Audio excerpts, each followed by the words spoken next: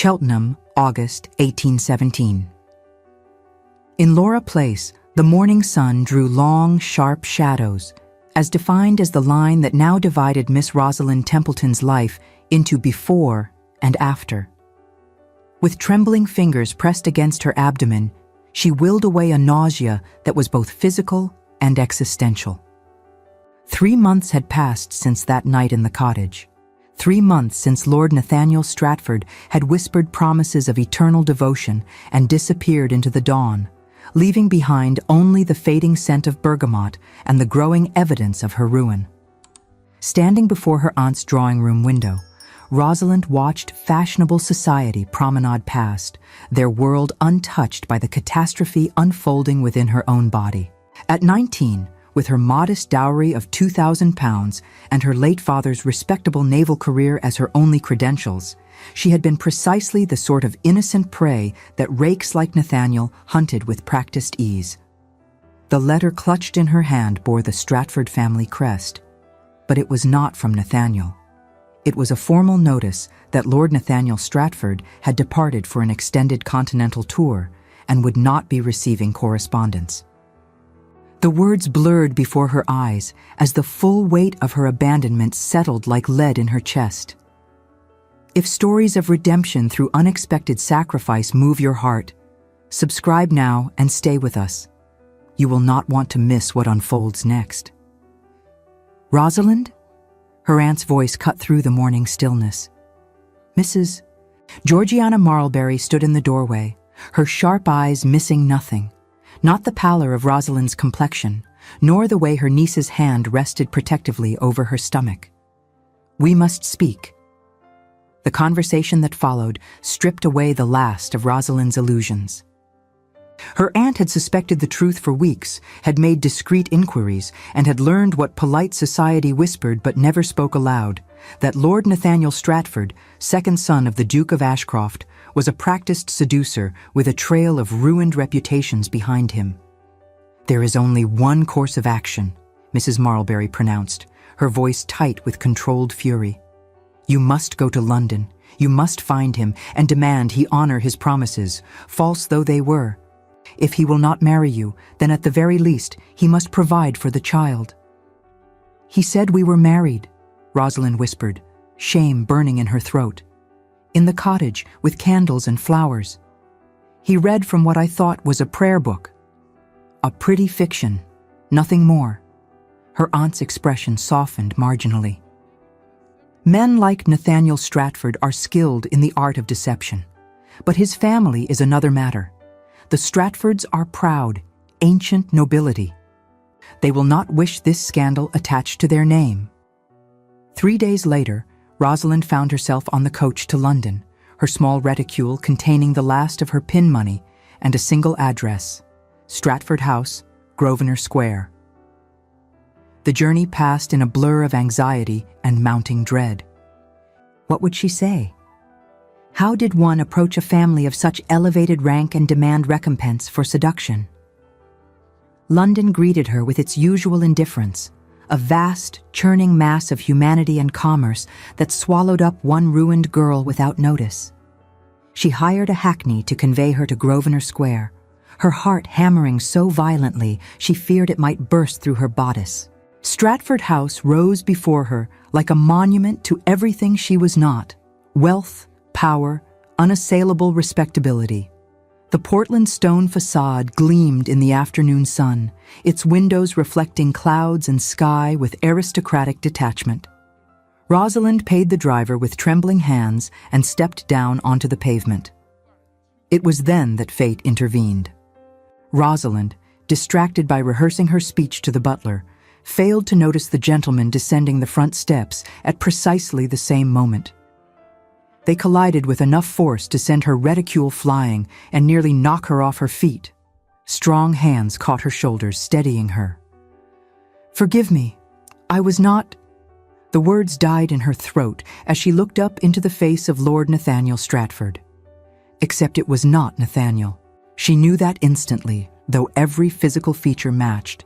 The aristocratic nose, the strong jaw, the slate-gray eyes beneath dark brows. But these eyes held none of Nathaniel's practiced charm. Instead, they regarded her with serious intensity, a vertical line of concern appearing between them. "Are you injured?" The voice was deeper than Nathaniel's, rougher at the edges, stripped of that honeyed cadence that had once made her heart flutter. Rosalind stumbled backward, her mind reeling. "You are not. That is, I thought—" Adrian Stratford, Marquis of Highgate. He bent to retrieve her scattered belongings with quiet efficiency. "And you are clearly seeking someone at this address. My brother, perhaps." The kindness in his tone, so utterly different from what she expected, shattered the last of Rosalind's composure. "Lord Nathaniel promised to marry me," she heard herself say, the words tumbling out in a desperate rush. "He said we were married. There was a ceremony, or I thought there was, and now I am." She pressed a hand to her mouth, horrified by her own candor. Adrian Stratford's face underwent a transformation. The concern hardened into something colder, more dangerous. His jaw tightened, and when he spoke again, his voice carried a weight that made her shiver despite the warmth of the day. "Come inside," he said quietly. "This is not a conversation for the street." The interior of Stratford House overwhelmed her senses. Marble floors polished to mirror brightness, paintings by old masters lining walls papered in silk damask, the scent of beeswax and expensive flowers filling the air. Adrian led her not to a formal receiving room, but to what appeared to be his private study, a masculine space of leather-bound books and dark wood paneling. He gestured her to a chair upholstered in forest green velvet and poured her a glass of Madeira without asking if she wanted it. "Drink," he commanded gently. "You have had a shock." Rosalind obeyed, the sweet wine burning its way down her throat and settling warmly in her stomach. She watched him over the rim of the glass, noting how he paced before the fireplace with barely contained fury. "How long ago?" Adrian asked abruptly. "The night—" Rosalind's voice cracked. "May 17th. At a cottage near Prior Park, outside Bath. He said it was his family's property. He said the man who performed the ceremony was his family's private chaplain. There is no cottage near Prior Park belonging to this family." Adrian's voice was flat, devoid of emotion. "There is no private chaplain who would perform such a ceremony without proper license and bans. My brother has perfected the art of creating elaborate fictions to serve his pleasures." The clinical assessment of her ruin made Rosalind flinch. "I was not. That is, I did not think myself foolish or naive. You were 19 years old and an orphan." Adrian turned to face her fully, and she saw that his eyes had softened again. "My brother is 8 and 20 and has spent a decade learning how to exploit exactly such vulnerabilities. The fault is not yours, Miss Templeton. Rosalind Templeton. My father was Captain Henry Templeton of the Royal Navy." Something shifted in Adrian's expression. Recognition, perhaps, or respect for the name. "Captain Templeton was a hero at Trafalgar. I remember reading the dispatches." The unexpected acknowledgement of her father's service brought tears to Rosalind's eyes. "He would be so ashamed of me now." "He would be ashamed of my brother," Adrian corrected firmly. "Not of you. Tell me, Miss Templeton, you are with child?" The directness of the question should have scandalized her, but Rosalind found herself grateful for his forthrightness. "Yes, 3 months gone, perhaps slightly more. My aunt suspects. Soon everyone will know." Adrian resumed his pacing, his hands clasped behind his back in a gesture that suggested intense thought. The silence stretched between them, broken only by the ticking of an ormolu clock on the mantelpiece and the distant sounds of London traffic beyond the windows. Finally, he stopped and turned to face her, with an expression of such resolve that Rosalind's breath caught in her throat. "There is a solution," Adrian said slowly. "It is not perfect, but it will preserve your reputation and provide for the child. I propose that we marry, Miss Templeton. by special license immediately. We shall say that we met during the season, that our courtship was swift but proper, and that we chose to wed quietly before removing to Yorkshire." Rosalind stared at him, certain she had misheard. "You cannot be serious." "I am entirely serious." Adrian moved to his desk and withdrew paper and pen. "I shall procure the special license today. We can be married within 3 days at Marylebone Church. I will acknowledge the child as mine. No one need ever know the truth of its parentage." "But why?" Rosalind whispered. "You do not know me. I am nobody. This scandal is not your burden to bear." Adrian's gray eyes met hers with devastating honesty. "My brother has done this before, Miss Templeton. At least twice that I know of, perhaps more. Our father has paid substantial sums to make the matter disappear. Settlements for ruined girls, payments to keep families silent. I have stood by and watched him destroy innocent lives with impunity, because challenging him would bring scandal upon our family name." He leaned forward, his hands braced on the desk between them. "But this time is different. This time I can actually help, not merely throw money at the wreckage he leaves behind. You are carrying a child who bears Stratford blood, however dishonorably conceived. I can give that child legitimacy, protection, a future. And I can give you back what my brother stole, your place in society." "As your wife in name only," Rosalind said softly, understanding the unspoken terms. "A marriage of convenience." "Precisely." Adrian's expression remained neutral, professional. "I shall not force my attentions upon you, Miss Templeton. We will maintain separate chambers. You will have complete freedom to manage the household and raise the child as you see fit. I ask only that you conduct yourself with the propriety expected of a marchioness and eventually a duchess, as I am my father's heir." The offer was far more generous than anything Rosalind had dared hope for when she boarded the coach to London. Yet something in his clinical detachment made her heart ache, not for herself, but for him. "What if you fall in love?" she asked quietly. "What if you wish to marry someone else, someone you actually choose?" A shadow passed across Adrian's face, there and gone so quickly she might have imagined it. "I had a near miss with matrimony 3 years ago, Miss Templeton. It taught me that passion and romance are overrated commodities. A marriage based on mutual respect and clear expectations is far more stable than one built on fleeting emotion." The memory of Lady Cecily remained a wound not fully healed. Her passionate declarations that had proven to be mere instruments of social climbing, her tears when his father refused to approve the match due to her family's financial instability. She had married a wealthier earl within 3 months, her protestations of eternal love revealed as carefully calculated theater. A clear agreement, free from such illusions, seemed infinitely safer.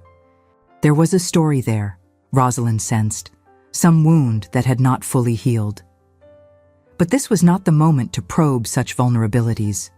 She had to think of the child growing within her, the innocent life that deserved better than the stigma of bastardy. "I accept," she said, her voice steady despite the tumult in her heart. "With gratitude, Lord Adrian. I will endeavor to be a wife you need not be ashamed of." "The shame," Adrian said with unexpected fierceness, "belongs entirely to my brother. You have done nothing wrong, Miss Templeton. Remember that." The 3 days that followed passed in a surreal blur. Adrian handled all arrangements with military precision. The special license procured through connections at Doctors' Commons, a simple wedding gown of cream silk purchased from a modiste who asked no questions, rooms secured at a respectable hotel near Marylebone where Rosalind stayed with a paid companion until the ceremony. True to his word, Adrian spread the fiction of their courtship with convincing detail. He called upon Rosalind at the hotel with flowers and books, playing the role of attentive suitor should any observers be watching. His manner remained courteous but distant, a performance designed to create the appearance of respectability while maintaining the emotional boundaries they had agreed upon. On the morning of her wedding, Rosalind stood before the mirror in her hotel room and studied her reflection. The cream silk gown was beautiful in its simplicity, embroidered with tiny seed pearls at the bodice and sleeves. Her chestnut gold hair had been dressed simply, with a few curls framing her face and a small coronet of silk flowers tucked into the arrangement. She looked like a bride. She did not feel like one. The ceremony at Marylebone Church was brief and businesslike. The vicar, an elderly man with kind eyes, seemed genuinely pleased to be uniting what he believed to be a love match. Adrian's responses were clear and firm, while Rosalind's voice trembled only slightly as she repeated her vows. When the vicar pronounced them man and wife, Adrian kissed her forehead with the same brotherly affection one might show a sister. There was nothing romantic in the gesture, nothing that suggested this was anything more than a legal contract between two pragmatic individuals. After signing the register, they emerged into the afternoon sunlight as Lord and Lady Adrian Stratford, Marquess and Marchioness of Highgate. A carriage waited to convey them to the coaching inn where they would begin the journey north to Yorkshire and Silverton Manor, Adrian's principal estate. The journey took 3 days, with stops at coaching inns along the way. Adrian secured separate rooms at each stop, maintaining the fiction of propriety even when no one was watching. During the long hours in the carriage, they spoke little. Rosalind staring out at the changing landscape, Adrian reading correspondence or studying estate documents. Yet despite the silence, Rosalind found herself observing her new husband with growing curiosity.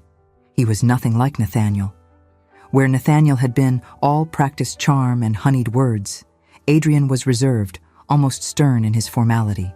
But there was kindness in him too. She saw it in the way he ensured she had every comfort, in how he instructed innkeepers to provide her with whatever she required, in the gentle courtesy he showed her even when no one else was present to observe.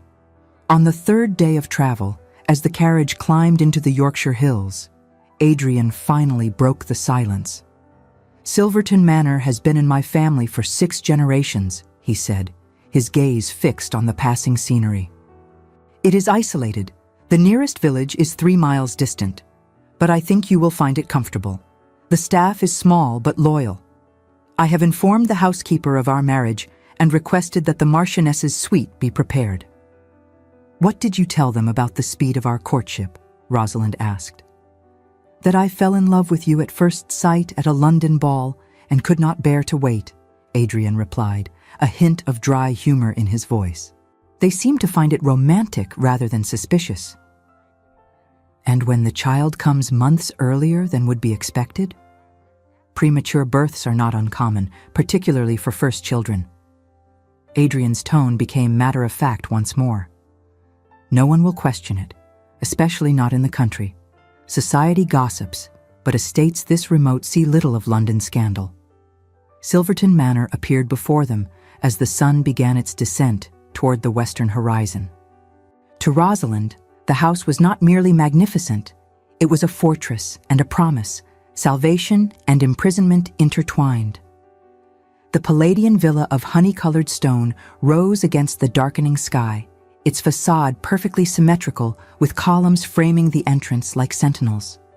Each pillar seemed to offer a stability she had never known, while each darkened window watched her approach like an eye, judging whether she was worthy of the sanctuary being offered.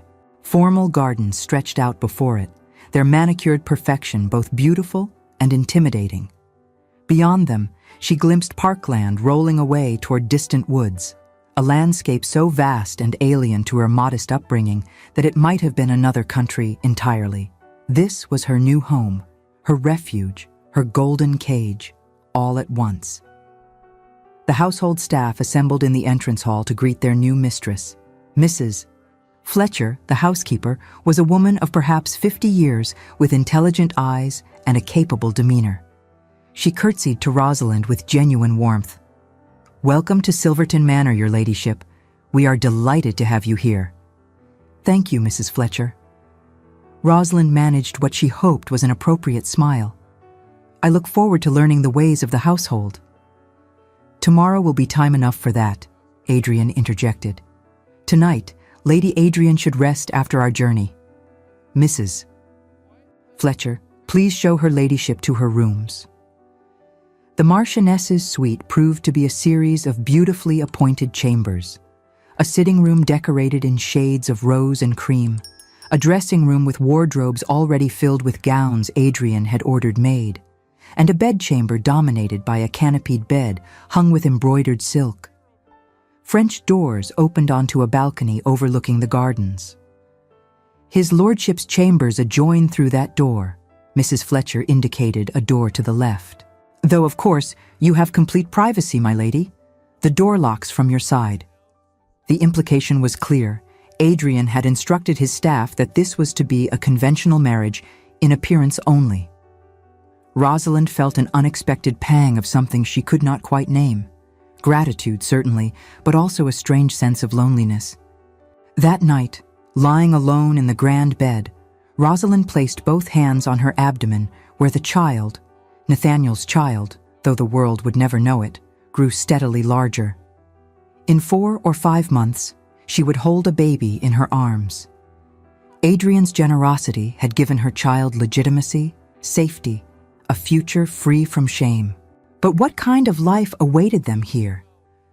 A marriage without love, a household built on necessary deception, a child who would grow up believing Adrian was his father when in truth, Rosalind pushed the thought away. Adrian was this child's father now, in every way that mattered. He had chosen to claim this baby as his own. That choice, she understood with sudden clarity, was worth more than any blood connection. She must make this arrangement work, for the child's sake and for Adrian's, who had sacrificed his freedom to save them both. The first weeks at Silverton Manor established the pattern that would define their marriage. Adrian rose early, breakfasted alone, and spent his days managing the estate, riding out to inspect fields and tenant farms, closeted with his steward discussing accounts, corresponding with his man of business in London regarding investments and parliamentary matters. Rosalind, meanwhile, threw herself into learning the management of a great house. Mrs. Fletcher proved an invaluable guide, teaching her the intricate dance of running a household with 15 servants, managing menus and inventories, overseeing the still room and laundry, coordinating with the gardeners and groundskeepers. They dined together each evening, formal meals served in the grand dining room where they sat at opposite ends of a table that could seat 20. Adrian inquired politely about her day. Rosalind responded with equal politeness. They discussed neutral topics, the weather, improvements needed to the estate, news from London that arrived in week-old newspapers. What they did not discuss was the growing evidence of her pregnancy, which by October had become impossible to conceal. Her gowns, cleverly designed by the modiste Adrian had engaged, accommodated her expanding figure while maintaining propriety. The household staff accepted the situation without comment. A young bride expecting a child was hardly scandalous, even if the timing seemed somewhat swift. It was during this period that Rosalind began to glimpse the man behind Adrian's reserved facade. She noticed how he personally visited each tenant family when one of their children fell ill, how he remembered the names of every person who worked on the estate, how he sat up late into the night reviewing the account books to ensure no one under his care went without necessities. She observed, too, the moments when his careful composure slipped. Once, when a letter arrived from London bearing his father's seal, she saw his hand tremble before he broke the wax. Another time, discovering her in the library one afternoon, he had paused in the doorway with an expression of such profound loneliness that her heart ached for him. "Forgive me," he had said quickly. "I did not mean to intrude on your privacy." "It is your library, my lord," Rosalind replied gently. "You could never be intruding." "Adrian," he corrected after a moment. "When we are alone, you may call me Adrian. The formality seems unnecessary in our circumstances. Then you must call me Rosalind." He had nodded, a small smile touching his lips. The first genuine smile she had seen from him.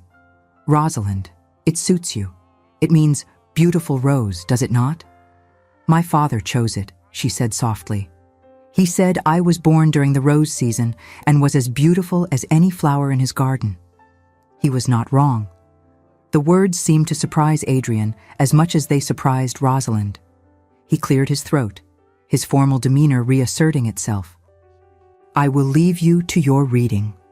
From the partially opened library door, Mrs. Fletcher observed the Marquis depart with a genuine smile transforming his usually serious features, an expression she had not witnessed since he was a boy, before his mother's death had cast its long shadow over Silverton Manor. She smoothed her apron with a nod of approval, her experienced eyes recognizing what others might have missed. The girl will do him good, she murmured to herself, satisfied. She has brought the light back to this house. But something had shifted in that brief exchange. The walls between them had not fallen, but perhaps a door had opened, just slightly.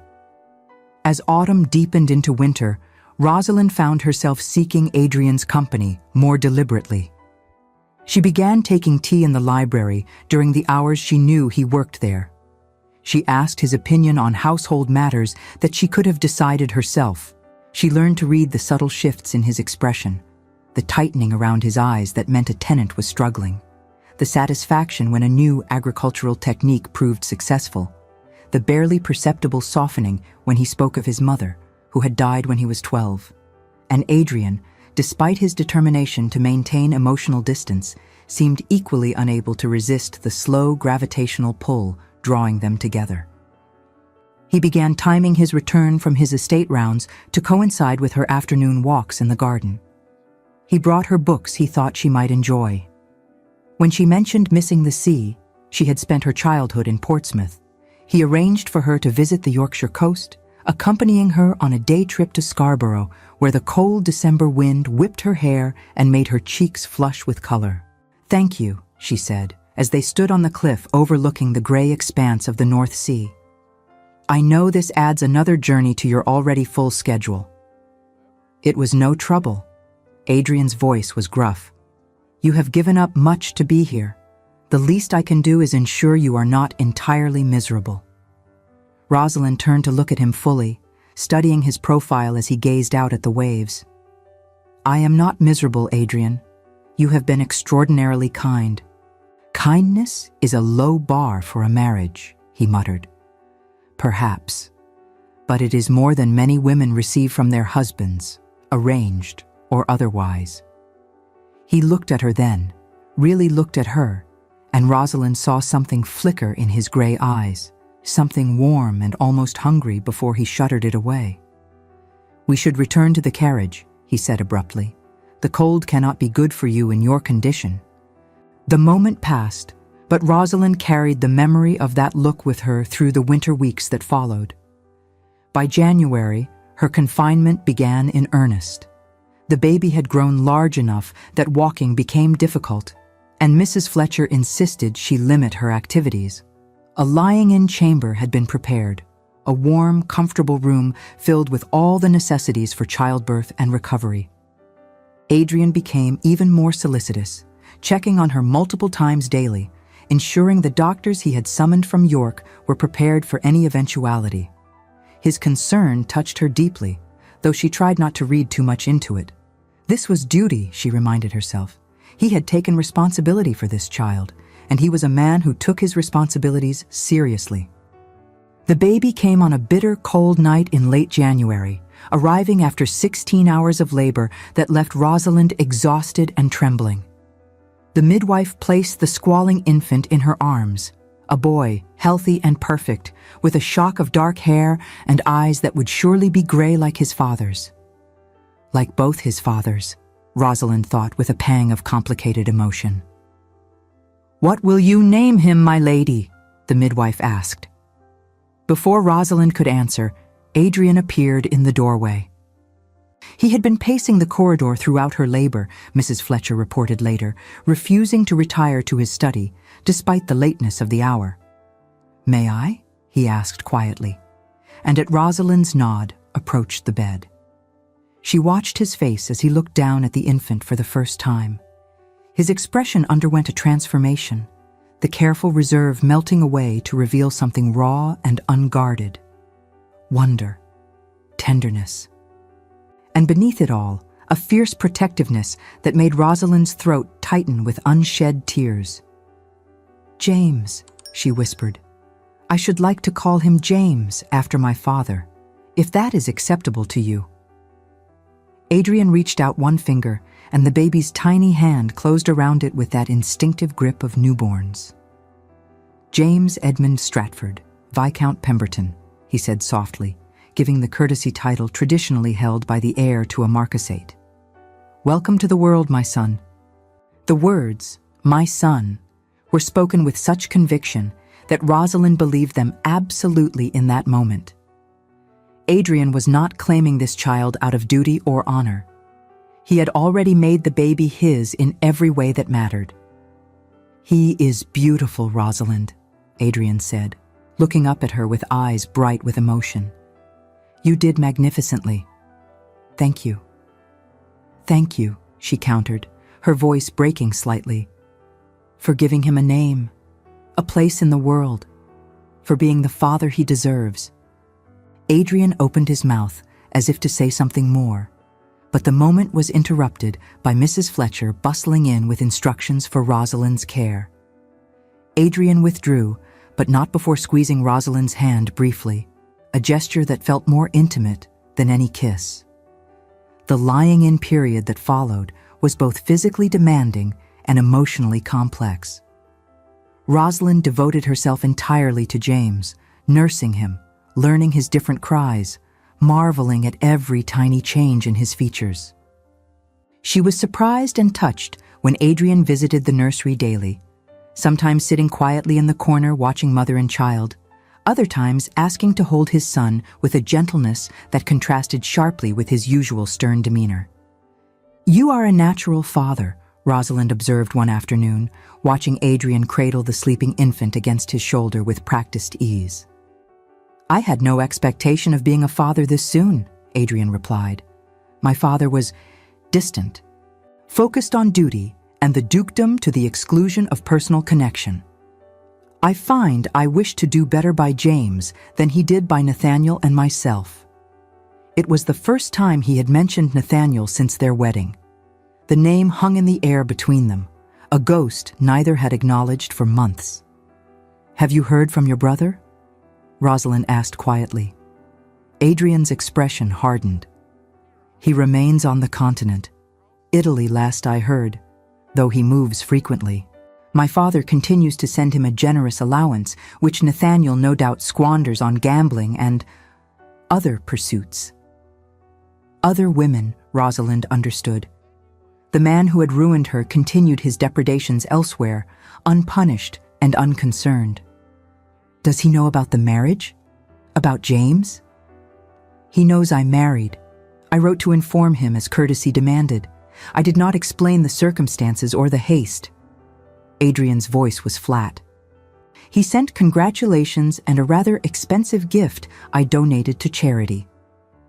The casual cruelty of it, Nathaniel living his life of pleasure while she and Adrian built something real and substantial from the wreckage he had left behind, made Rosalind's chest tighten with anger. But when she looked at James, sleeping peacefully against Adrian's shoulder, the anger transformed into something else. Gratitude, even a strange sort of gladness. Because if Nathaniel had not been who he was, if he had actually married her as promised, she would never have met Adrian. And increasingly, she found herself unable to imagine her life without this reserved, honorable man who had saved her from ruin and given her son a home. The realization troubled her. This was supposed to be a marriage of convenience, nothing more. Developing feelings for Adrian was not part of their agreement. It would only complicate an arrangement that worked precisely because it remained emotionally uncomplicated. Yet, she could not seem to control the way her heart lifted when he entered a room, or the warmth that spread through her when he smiled at something James did, or the longing that kept her awake at night in her solitary bed, wondering what it might be like if Adrian crossed through that locked adjoining door and claimed her as his wife in more than name only. Winter gave way to spring, and James grew from a tiny infant into a sturdy baby with Adrian's serious gray eyes and a determined personality all his own. The household doted on him. The young Viscount was petted and admired by every servant, particularly Mrs. Fletcher, who knitted him an endless supply of tiny garments. Adrian, who had initially maintained careful boundaries, became increasingly hands-on as a father. He insisted on helping with bath time, on taking James for walks through the gardens, often carrying the boy himself when the nursemaid was not present, a sight that charmed the entire staff, on reading to the baby from history texts and poetry collections, even though James was far too young to understand. "It is never too early to develop an appreciation for literature," Adrian said with mock seriousness when Rosalind teased him about it. "He is 5 months old, Adrian. He appreciates milk and sleep in that order." "Then I am preparing him for future appreciation." Adrian's lips quirked in that small smile that transformed his entire face. "One must think long-term in matters of education." Rosalind laughed, and Adrian's smile widened. These moments of shared humor had become more frequent as the months passed, the walls between them gradually eroding through daily proximity and shared purpose. It was easy, Rosalind discovered, to fall in love with a man who treated her with respect and kindness, who devoted himself to her child as if the baby were truly his own flesh and blood, who asked her opinions on estate matters and actually listened to her suggestions, who brought her wildflowers from his rides and left them on her breakfast table without comment. She tried to be circumspect about her growing feelings, fearful of disrupting the delicate balance of their arrangement. But she suspected Adrian knew anyway. She caught him watching her sometimes with an intensity that suggested his own emotions were not as controlled as he pretended. Early June brought with it summer's warmth and a fussiness in James that Rosalind initially attributed to teething. The crankiness, however, did not abate with the usual remedies. By afternoon, what had seemed like ordinary infant irritability transformed into something far more alarming. James refused his milk, his small body growing limp and unresponsive in her arms. By evening, he was burning with fever. "Mrs. Fletcher!" Rosalind's voice cracked with terror as she ran from the nursery. "Send for the doctor immediately! Something is wrong with James!" The household exploded into action. Adrian, working in his study, appeared in the nursery within moments. The doctor, summoned from the village, arrived within the hour but could offer little beyond cold compresses and prayers. Fever in infants was unpredictable, he explained gravely. They could only wait and hope the child's constitution proved strong enough to fight whatever illness had seized him. That night began a vigil that would last 3 days. Rosalind refused to leave James's side, sitting beside his cradle through the endless hours, bathing his fevered body with cool water, trying desperately to get him to take even a few drops of milk. The baby, who had been so robust and healthy just hours before now, lay frighteningly still, his breathing shallow and rapid, his skin hot to the touch. Adrian stayed with them. He did not hover or offer false reassurances. Instead, he sat in the chair opposite Rosalind, his presence steady and solid, taking his turn with the cold compresses when exhaustion made her hands shake too badly to continue. On the second night, when James's fever spiked dangerously high and his breathing became alarmingly labored, Rosalind finally broke. "He cannot die," she whispered, tears streaming down her face. "Adrian, he cannot die. He is everything. He is innocent and perfect, and he will not die." Adrian moved to kneel beside her chair, taking her trembling hands in his larger, warmer ones. "Do you hear me, Rosalind? He will not die. He is strong. He is a Stratford, and we are survivors. But if he does—" The words choked her. "If he does, it will be my fault. My sin visited upon an innocent child. God is punishing me. Stop." Adrian's voice was fierce, almost angry. "God is not punishing anyone. Babies become ill. It is terrible and frightening, but it is not divine retribution for some imagined transgression. You have done nothing wrong, Rosalind. Do you understand? Nothing." She wanted to believe him. But fear had stripped away all her defenses, laid bare the guilt she had carried since that night in the cottage with Nathaniel. "I let him seduce me," she whispered. "I believed his lies. I was foolish and weak. You were young and trusting." Adrian cupped her face in his hands, forcing her to meet his eyes. "My brother is a practiced predator who has perfected the art of deception. You are no more to blame for what he did than a lamb is to blame for the wolf that hunts it. But James is my son." The words were spoken with absolute conviction. Not by blood, perhaps, but by choice, by love. "I chose to be his father, Rosalind. I chose to give him my name, my protection, my devotion, and I will not lose him. We will not lose him." The raw emotion in Adrian's voice broke through Rosalind's despair. She clutched at his hands like a drowning person grasping a lifeline. "I am so frightened." "I know." Adrian pulled her into his arms, and she buried her face against his shoulder, finally allowing herself to accept the comfort he offered. "I am frightened too, but we will face this together. You are not alone anymore, Rosalind. You have not been alone since the day you collided with me on that street in London." They held each other through that long night, united in their fear and their fierce determination to will James back to health through sheer force of love. Dawn broke on the third day to find Rosalind dozing in her chair, Adrian's coat draped over her shoulders. She woke with a start, her eyes immediately going to the cradle where James lay. The baby's eyes were open. The frightening flush had faded from his cheeks, and when he saw his mother, he made a small sound, not quite a cry, but a noise that suggested hunger rather than distress. "Adrian!" Rosalind barely dared breathe as she reached into the cradle. "Adrian, the fever has broken." Adrian, who had fallen asleep in his chair, jolted awake. For a moment, he simply stared at the baby in Rosalind's arms, as if afraid to believe. Then he rose and crossed to them, placing one hand gently on James's forehead. "Cooler," he confirmed, his voice rough with exhaustion and relief.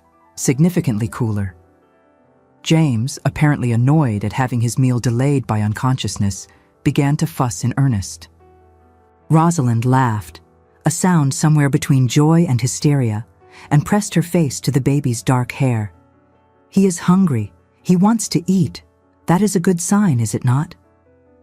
"An excellent sign." Adrian's hand came to rest on her shoulder, and she leaned into the touch without thinking. "He is going to be fine, Rosalind.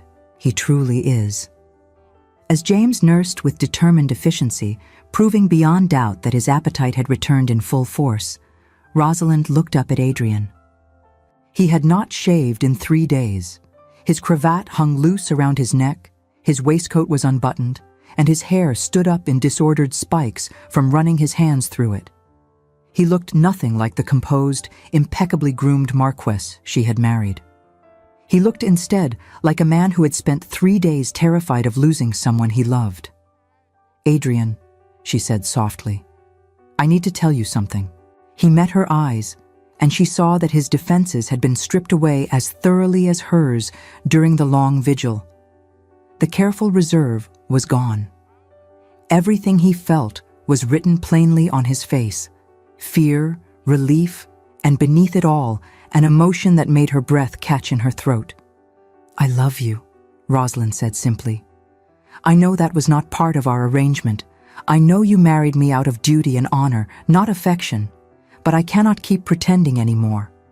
These past months, watching you with James, living beside you, learning who you truly are beneath all that careful formality, I have fallen in love with you, completely, irrevocably." She rushed on before he could speak, needing to say it all. "I do not expect you to return the feeling. I know you see this as a practical arrangement, nothing more. But I wanted you to know, after nearly losing James, after these 3 days when we faced the worst together, I realized I do not want to live in a marriage built on silence and emotional distance. Even if you cannot love me back, I want honesty between us."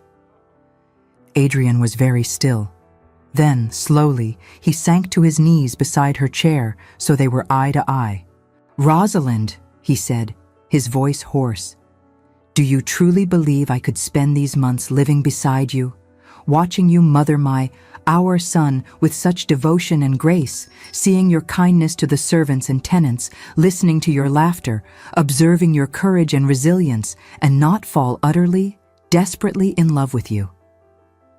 Her heart stopped. "What?" "I have been in love with you since approximately the second week we were married," Adrian continued, a wry smile touching his lips. "Possibly earlier. That day we walked in the garden and you stopped to help Mrs. Fletcher's granddaughter find a lost kitten, getting mud on your new gown without a single complaint. I remember thinking that I was the greatest fool in England for insisting this be merely a practical arrangement. But you never said anything, because we had an agreement." Adrian's hands came up to frame her face, his thumbs brushing away tears she had not realized were falling. "You married me to save yourself and James from ruin, not because you chose me. I would not impose my feelings on you when you had no choice in the matter. It seemed dishonorable to leverage your vulnerability into something more than you had consented to." Rosalind gave a shaky laugh. "So we have both been in love and hiding it, thinking the other wanted only a marriage of convenience? It appears so." Adrian's smile widened into something brilliant and unguarded. "We are both idiots. Speak for yourself. I am a Marchioness. We are never idiots. We are merely temporarily misguided." Adrian laughed, a full, genuine sound she had never heard from him before. Then he leaned forward and kissed her. It was nothing like Nathaniel's kisses had been. There was no practiced seduction, no calculated charm. Adrian kissed her with wonder and reverence and barely leashed hunger, as if she were precious and fragile and infinitely desirable all at once.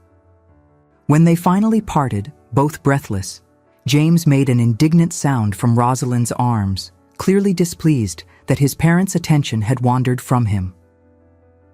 "Our son," Adrian said, his voice full of amusement as he stroked James's dark hair, "has impeccable timing." "Our son," Rosalind agreed, loving how easily the words came, "needs to learn that his parents occasionally require time for themselves. We have years to teach him." Adrian stood and offered her his hand. "But for now, why do we not take him down to the gardens? The fresh air will do us all good, and I find I am eager to begin this second phase of our marriage properly." "Second phase?" "The one where we acknowledge we are madly in love and stop maintaining separate bedchambers." Adrian's eyes gleamed with an emotion that made Rosalind's cheeks flush with warmth. "Unless you object, of course." "I do not object in the slightest." That evening, for the first time since their wedding, they dined not at opposite ends of the long mahogany table, but seated side by side, their chairs drawn close enough that their hands could touch. The conversation no longer revolved around weather patterns or estate management, but instead wandered through childhood dreams and unspoken hopes for James's future. They spoke of Adrian's mother, who had loved roses and music, and of Rosalind's father, whose naval career had filled her youth with stories of distant shores. The silences between them were no longer voids to be filled with polite nothings, but comfortable spaces of shared understanding, the easy quiet of two people who had finally stopped performing and started simply being. When Adrian walked her to her chambers that night, he paused at the threshold. "May I?" he asked, gesturing to the doorway that had separated them for so many months. Rosalind took his hand and drew him inside, closing the door behind them both. "There are no more locked doors between us," she said softly. "Not anymore." It was the true beginning of their marriage, not the ceremony at Marylebone Church with its carefully maintained fictions, but this moment of choosing each other freely, with full knowledge and open hearts. The years that followed proved that love, once acknowledged, could transform even a marriage born of necessity into something truly extraordinary. Adrian and Rosalind settled into life at Silverton Manor with the easy intimacy of a couple who had chosen each other freely. The locked door between their chambers remained permanently open. They fell asleep in each other's arms each night and woke tangled together each morning, often roused by James's cheerful babbling from the nursery as he demanded his parents' attention. As James grew from baby to toddler to small boy, he displayed a personality that combined the best of both his parents, Adrian's serious intelligence tempered by Rosalind's warmth and humor. He had Adrian's gray eyes and dark hair, and as he matured, the physical resemblance to the man he called father became even more pronounced, as if love and daily proximity could somehow shape features more powerfully than blood. Nathaniel's letter arrived when James was 3 years old. Adrian opened it at breakfast, his expression darkening as he read. Without a word, he passed it to Rosalind. The letter was brief and characteristically self-centered. Nathaniel had grown bored with continental life and intended to return to England. He would be visiting Silverton Manor in 3 weeks, eager to meet his brother's wife and heir. Rosalind's hand trembled as she set the letter aside. "What will we do?" "Nothing." Adrian's voice was firm. "He will visit, stay perhaps a week as propriety demands, and then depart again. He knows nothing of the circumstances of our marriage. To him, you are simply his brother's wife, and James his nephew. But when he sees James, he will see a 3-year-old child who bears a strong resemblance to our family. Nathaniel has never shown particular interest in children. I doubt he will look closely enough to recognize any specific features as his own." Adrian was right. Nathaniel arrived in June, as fashionably dressed and charming as ever, and showed remarkably little interest in his nephew beyond a perfunctory pat on the head and a comment that the boy seemed healthy enough. What disturbed Rosalind more was watching Nathaniel interact with Adrian. The brothers were physically identical, the same height and build, the same aristocratic features, but the differences in character were so profound that Rosalind marveled she had ever mistaken one for the other, even briefly. The moment of greatest terror came on the second evening, when Nathaniel, bored by adult conversation, suddenly turned his attention to James. Before Rosalind could intervene, he had scooped the 3-year-old up, holding him at eye level with the careless confidence of someone unaccustomed to children. "Let us have a look at you, young Pemberton," Nathaniel said, studying the child's face with idle curiosity. Rosalind felt her heart stop. Across the room, she saw Adrian freeze mid-sentence, his knuckles white where they gripped his wineglass. 3 endless seconds passed as Nathaniel examined James's features. The gray eyes, the dark hair, the shape of the nose and jaw that mirrored both Stratford brothers so completely. "He has the family eyes, does he not?" Nathaniel commented to the room at large, a smile playing at his lips. "All us Stratford men have them. Father, Adrian, myself, now this little fellow, quite distinctive." He set James down with the same casual disregard he had shown picking him up, already losing interest. "Run along, nephew, the adults are talking." James, bewildered by the brief attention, scurried to his mother's skirts. Rosalind gathered him close, her hands trembling as she smoothed his hair, unable to meet Adrian's eyes across the room. Nathaniel had looked directly at his own son and seen nothing beyond a generic family resemblance, too self-absorbed to recognize the truth staring back at him. Adrian cleared his throat, his voice carefully controlled when he spoke. "Indeed, the Stratford features breed true." The conversation moved on. Nathaniel never brought up James again, having exhausted his minimal interest in children. But that night, after James was safely asleep in the nursery, Adrian came to Rosalind's chambers, the first time he had done so uninvited. "That was—" he began, then stopped, running both hands through his hair in uncharacteristic agitation. "Terrifying," Rosalind finished for him. "I thought my heart would stop beating." He looked right at him. Adrian's voice was rough with emotion, right at his own son, and saw nothing. "Because he is your son, Adrian, in every way that matters, James is yours. Nathaniel saw a Stratford child because that is what James is. Your heir, your son, bearing your name and raised with your values. She moved to stand before him, taking his face between her hands. Blood means nothing without love and commitment. You know that. Adrian pulled her into his arms, holding her with a desperation that spoke to how deeply the moment had shaken him. I cannot lose him, he whispered into her hair. I cannot lose either of you. You will not, Rosalind promised. We are yours, and you are ours. Nothing Nathaniel does or does not see can change that. Where Adrian was steady and thoughtful, Nathaniel was restless and mercurial. Where Adrian listened with genuine interest to others' conversation, Nathaniel dominated every discussion with stories of his exploits abroad. Where Adrian showed respect and consideration to every servant, Nathaniel was casually dismissive, treating the staff as props in his performance of aristocratic superiority.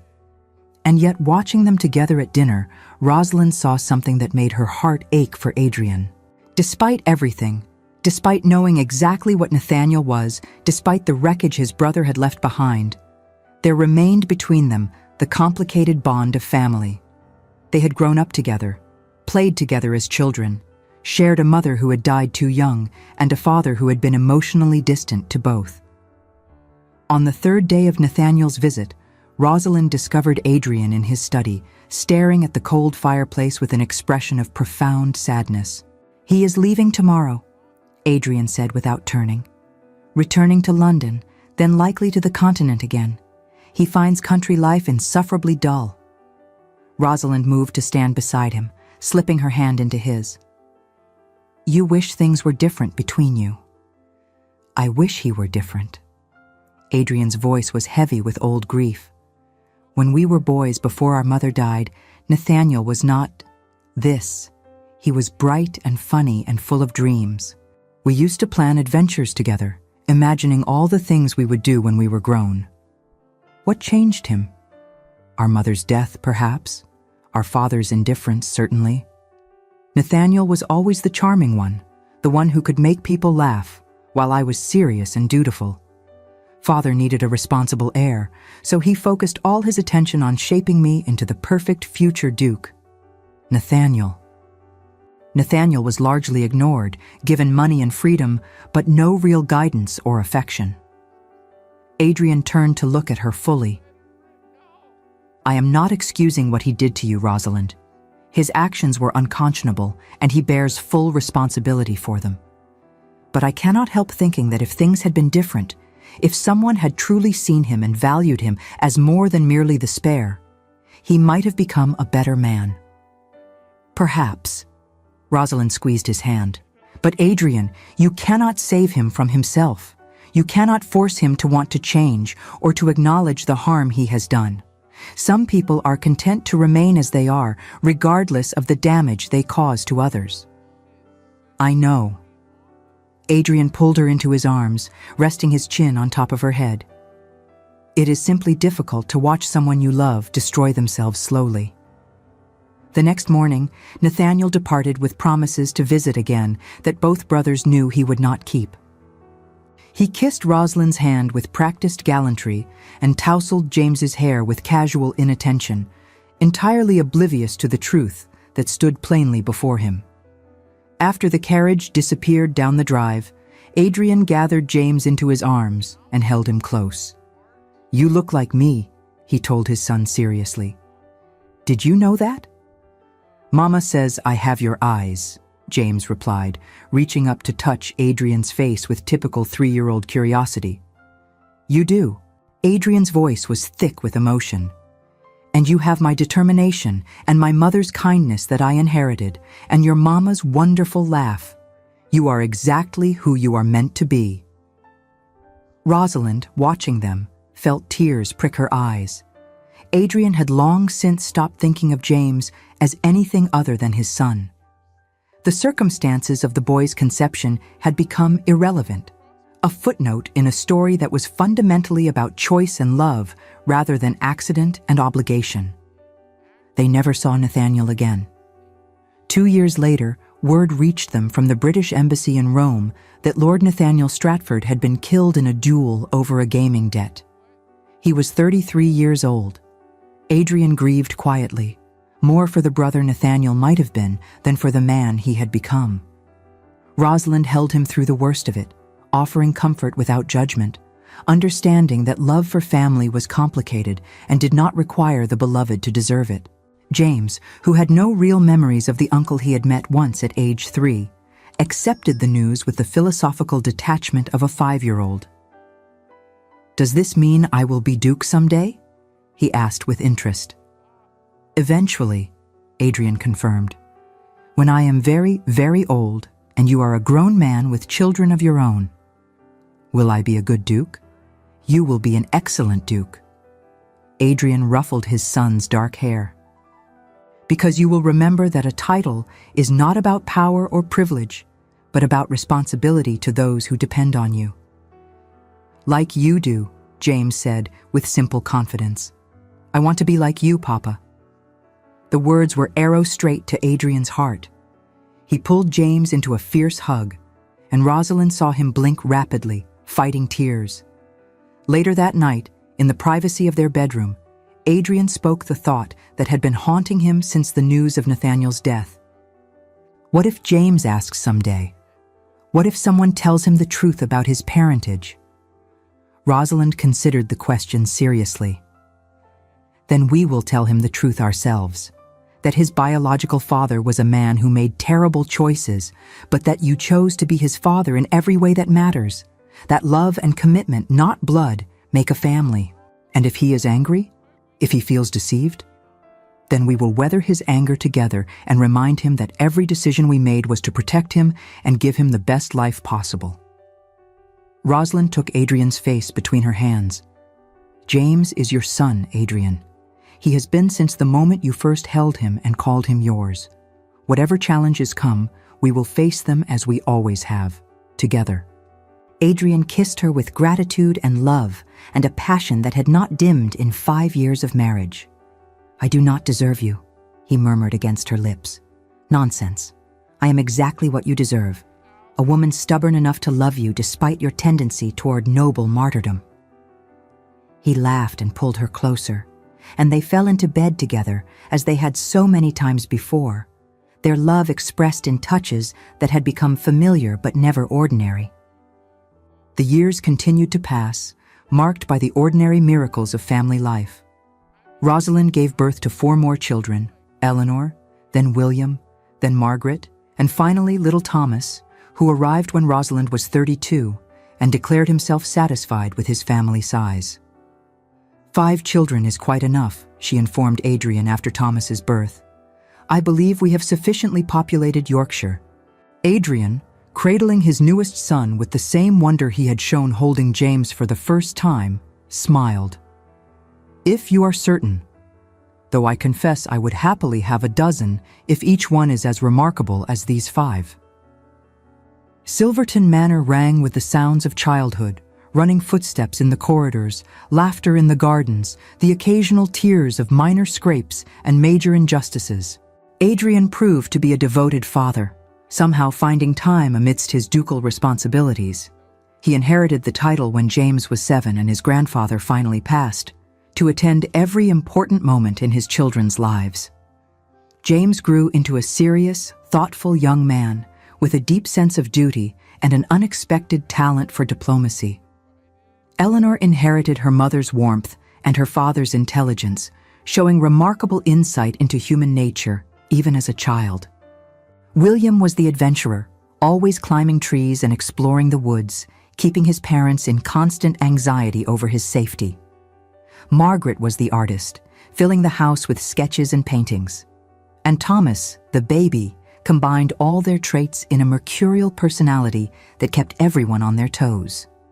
Rosalind, meanwhile, found her purpose beyond the domestic sphere. With Adrian's full support, she established the Stratford Fund for Distressed Gentlewomen, a charitable organization dedicated to helping women who found themselves in circumstances similar to those she had once faced. The fund provided temporary housing, medical care, legal assistance, and job training for women who had been abandoned, widowed, or otherwise left vulnerable. "You are changing lives," Adrian told her one evening as they reviewed the fund's accounts together. In 5 years, they had helped more than 100 women restart their lives with dignity intact. "I am repaying a debt," Rosalind corrected. "You gave me and James a second chance. This is my way of extending that gift to others who need it." "Our debt," Adrian corrected. "We built this together." It was true. Their marriage had evolved into a partnership of equals. Despite the legal and social limitations placed on married women, Adrian consulted Rosalind on all major decisions, valued her opinions on estate management and investments, and made her an equal partner in both their family and their philanthropic work. When James turned 18, Adrian sat him down for a conversation both parents had been dreading. "There is something we need to discuss," Adrian began carefully.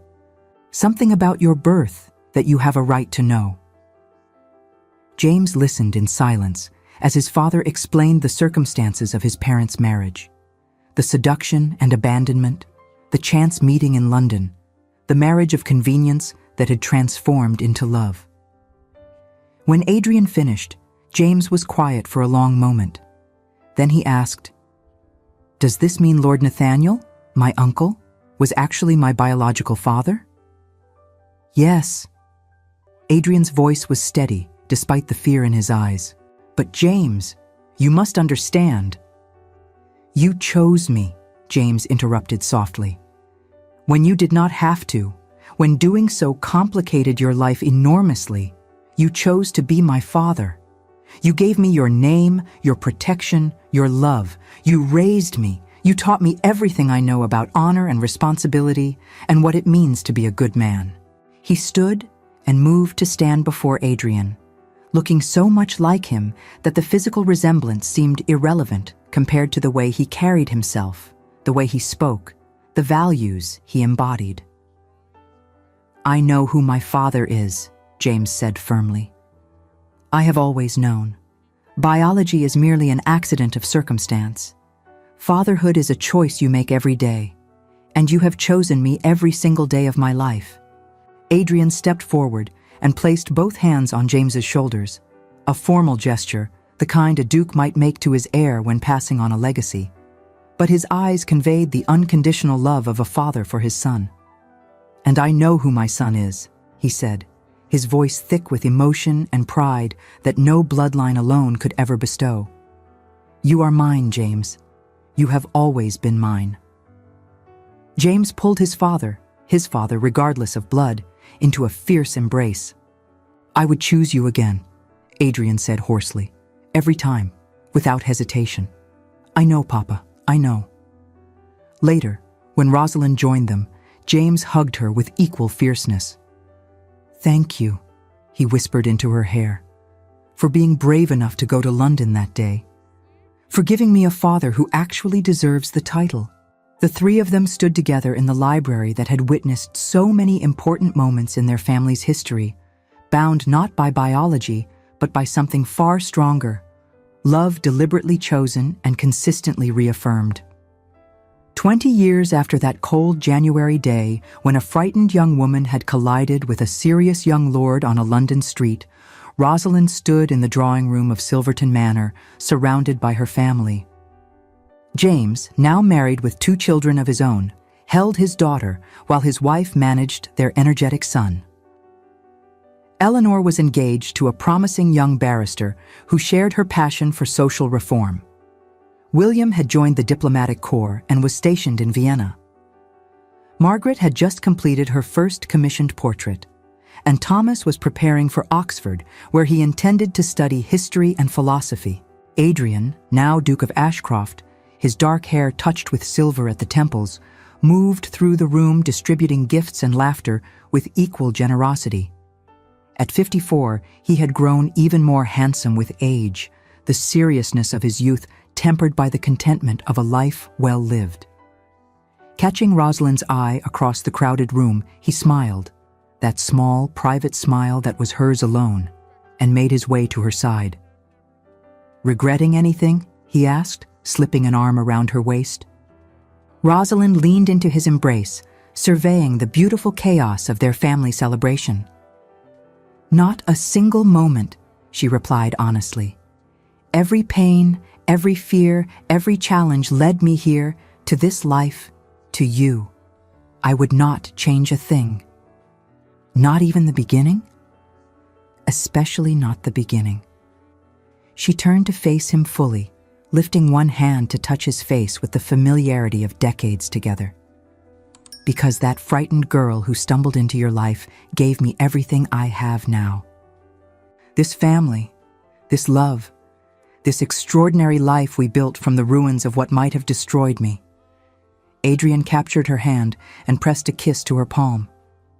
"You saved yourself, Rosalind. I merely provided the opportunity." "We saved each other," she corrected. "You were as lost as I was that day, Adrian, trapped by duty and honor and expectations that had nothing to do with what you actually wanted from life. We freed each other to become who we were meant to be. Then I am grateful every day that you ran straight into me on that London street." They stood together in comfortable silence, watching James show his father his daughter's latest achievement. She had learned to clap her hands, while Eleanor argued good-naturedly with William about something, and Margaret tried to sketch Thomas before he darted away again. This was the future that neither of them could have imagined that day in August 1817. Not the title or the wealth or even the beautiful house, but this sense of belonging, of purpose, of love freely given and generously returned.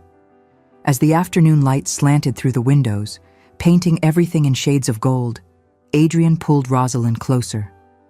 "I love you," he murmured into her hair, "more than I did yesterday, less than I will tomorrow." "That is rather unfair," Rosalind replied, her lips curving into a smile. "Now I shall spend the rest of my life trying to outdo you in romantic declarations." "I look forward to it." Their children and grandchildren continued their celebration around them, the house filled with the sounds of family and love and life. Rosalind closed her eyes and breathed in the moment, committing it to memory, not because she feared losing it, but because it was so perfectly, completely right that she wanted to remember how it felt to stand at the center of something beautiful that she and Adrian had built together, piece by piece, choice by choice, day by day. Outside, the Yorkshire hills rolled away toward the horizon, constant and enduring. Inside Silverton Manor, a family forged not by blood alone, but by love and dedication, celebrated another year of their extraordinary journey together. And in the quiet spaces between laughter and conversation, if one listened carefully, one might hear the echo of a promise made 20 years earlier. A promise that honor and courage and love could transform even the most unpromising beginning into something miraculous. Dear listener, sometimes the worst thing that happens to us becomes the doorway to our greatest blessing. Like Rosalind, you may be facing circumstances that feel shameful or ruinous. Situations where you were deceived, where you trusted the wrong person, where your innocence was exploited. Perhaps you carry the weight of choices that were not entirely your own, or the burden of consequences you never imagined facing. But remember this: your past does not define your future. The mistakes you made or that were made against you do not determine your worth. What matters is what you choose to do next, how you respond to adversity, how you allow yourself to be loved and supported by those who see your true value, even when you cannot see it yourself. Adrian taught us that real love is not about possession or passion alone. It is about choosing someone every single day. It is about seeing another person's wounds and choosing to help them heal rather than exploiting their vulnerability. It is about commitment that deepens over time rather than the intensity that burns hot and fast before consuming itself. If you are struggling tonight, if you feel defined by your worst moment or your deepest shame, know this: you are so much more than what happened to you. You are capable of transformation. You are worthy of love that chooses you deliberately and stays committed through difficulty. You are strong enough to build something beautiful from even the most painful beginnings. Thank you for staying with us through this entire journey. If Rosalind and Adrian's story moved you, if you believe in love that redeems and transforms, please like this video, subscribe to our channel, and share this story with someone who needs to hear it. Your support allows us to continue creating stories that celebrate resilience, honor, and the extraordinary power of love to heal even the deepest wounds. Together, we keep these stories alive.